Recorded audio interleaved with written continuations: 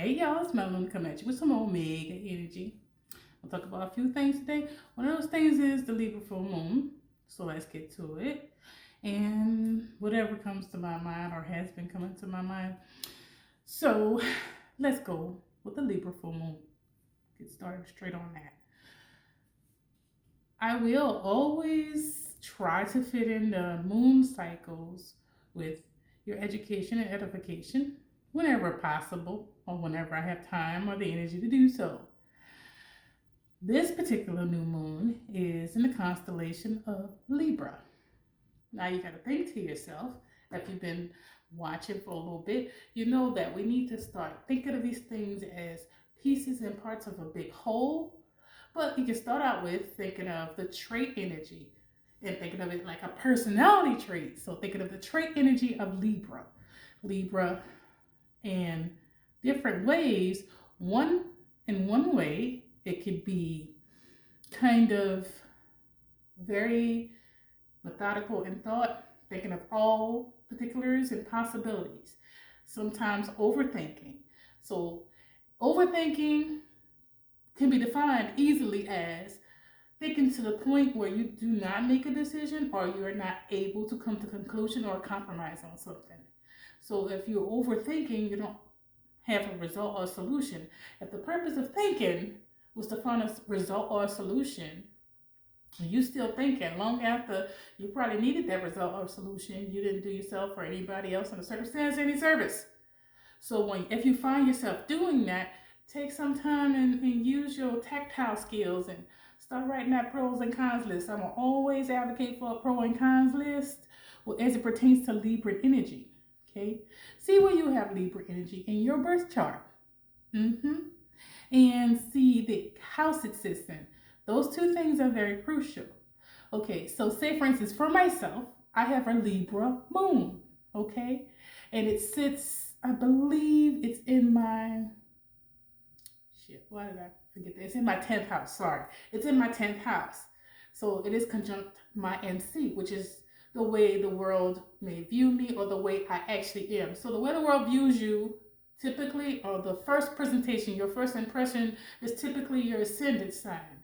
Your moon sign is where you operate emotionally internally.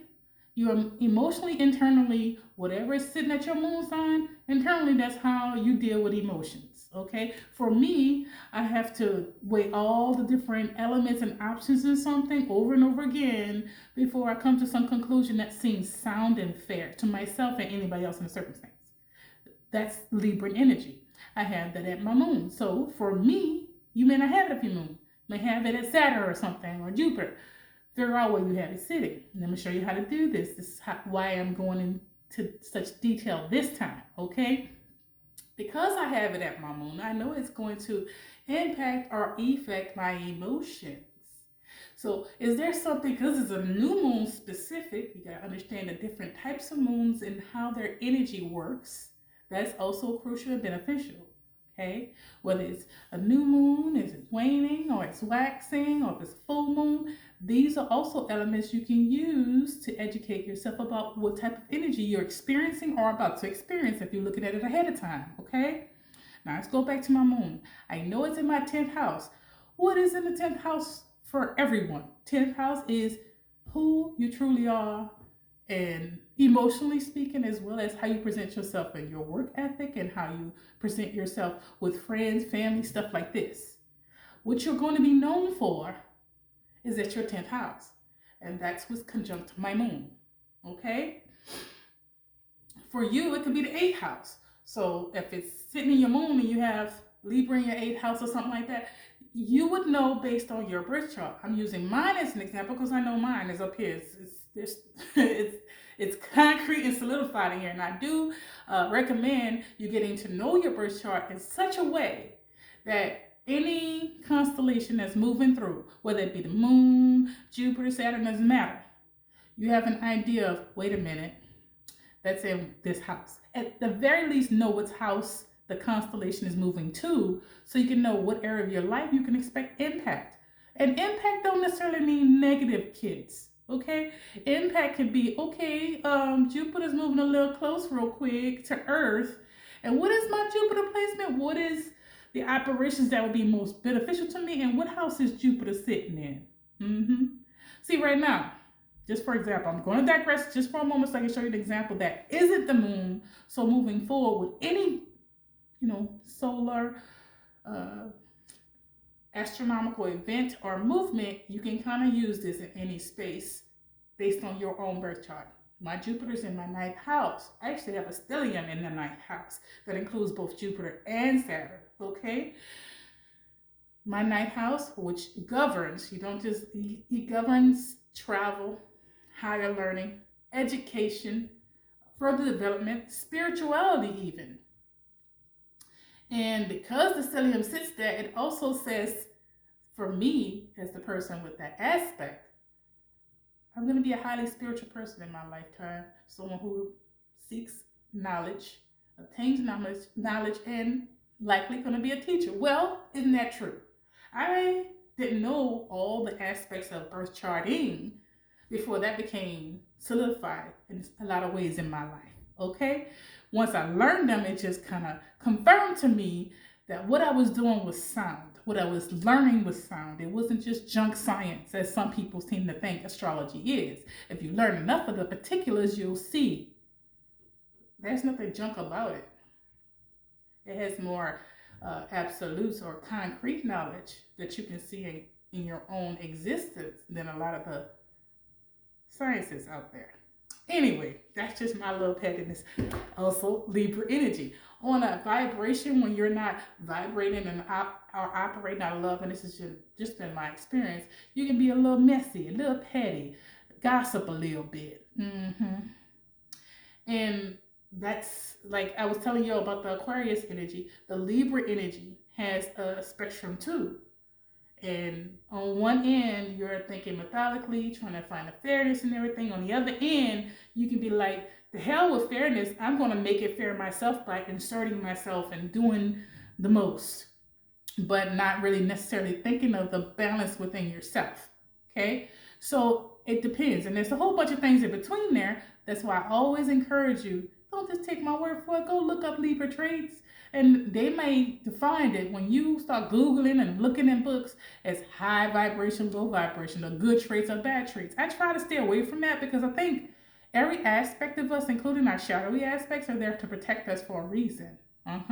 So if you use it and operate to use the shadowy energy of Libra, for example, in a way that is protective of yourself or someone vulnerable, then okay, you might have to use that aspect of like cunning and savageness and all that stuff that Libras can be known for. If you ever had a mean girl cheerleader in high school, there was either a Libra or a Leo, likely, or had that very strong in their chart. Okay, that's operating out of that more shadowy energy. Okay. What else? You're gonna probably feel a little bit of, depending upon your chart, a need or feel like an urge to shop or to dress up and look a little extra. Leo energy tends to do that too. Them two seem to have some very similar traits in a lot of ways, even though one is air and one is fire. Okay, Libra expresses it a little bit differently though. Okay, so continuing to use my own birth chart as an example, I would say, which is true for me, I got the itch to travel maybe about a couple days ago. Like, I feel like traveling. Maybe I'll go visit my baby over in Arizona, or, go and have dinner or lunch or brunch with a friend, which I haven't really been up to in the mood for months. So I'm like, well, maybe I feel like it. And then not even thinking about the astrological transits, I found that sometimes I need a break from it, y'all. Sometimes I need a break from thinking about what's moving where, how, and when, because that's constantly working. I'm working on that aspect of myself in the Libra. Whenever the lunar energy is in the Libra energy, I allow myself the space to have a little bit more fun. I turn off the thinking veil for a little while, at least turn it down a little bit, and decide to like luxuriate in something or do something fun or festive, because I feel more positive energy out of Libra energy than any other energy that I've experienced. That's where my emotional center is, and it's also where my midhaven is. So, and it's very strong. It's at critical degrees. Both of them are at critical degrees. Now, I won't get into critical degrees today, but if you'd be so, if you want to be a little extra student for yourself, you can learn critical degrees. The reason why astrology in and of itself is such a unique space of science is that every layer tells you something. Even the degrees, if you look at your birth chart, you're going to see sun, moon, uh, Venus, Mercury, that, it's going to go down like that if you just look at the chart, not a side wheel. Side wheel is the whole thing, and that's for advanced learners. Sometimes it confuses me when I look at it because I do have dyslexia. I don't say suffer from it anymore because I realize why the dyslexia does what it does, because I can see things up here that's not very tactile to be able to solve mathematical equations just in my head, and dyslexia is the thing that helped me do that. So it's a blessing. Anyway, I prefer to look at a chart in a more streamlined way, and then the real itself shows up in my mind. I don't know why it happens.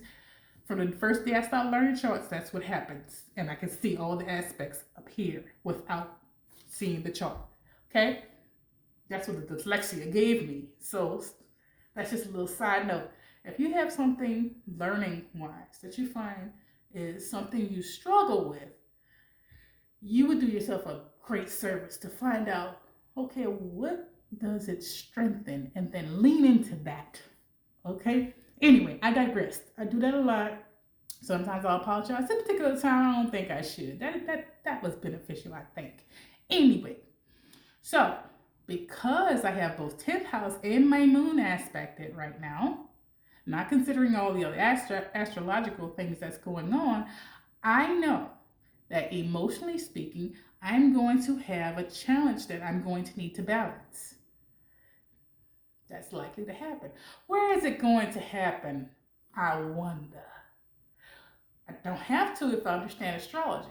For me, it's going to happen probably somewhere public or in my public domain, in my work life, in my activities, and when I'm associating with other people. I'm going to have to find a way to traverse any negative or positive energy that is in an imbalance to create balance for myself. And that's actually true. That's what's going on. Like, there's some situation and circumstances in which I have to bring balance to it. And I'm doing that. I'm doing pretty good at it, I think. And those aspects of my dynamic.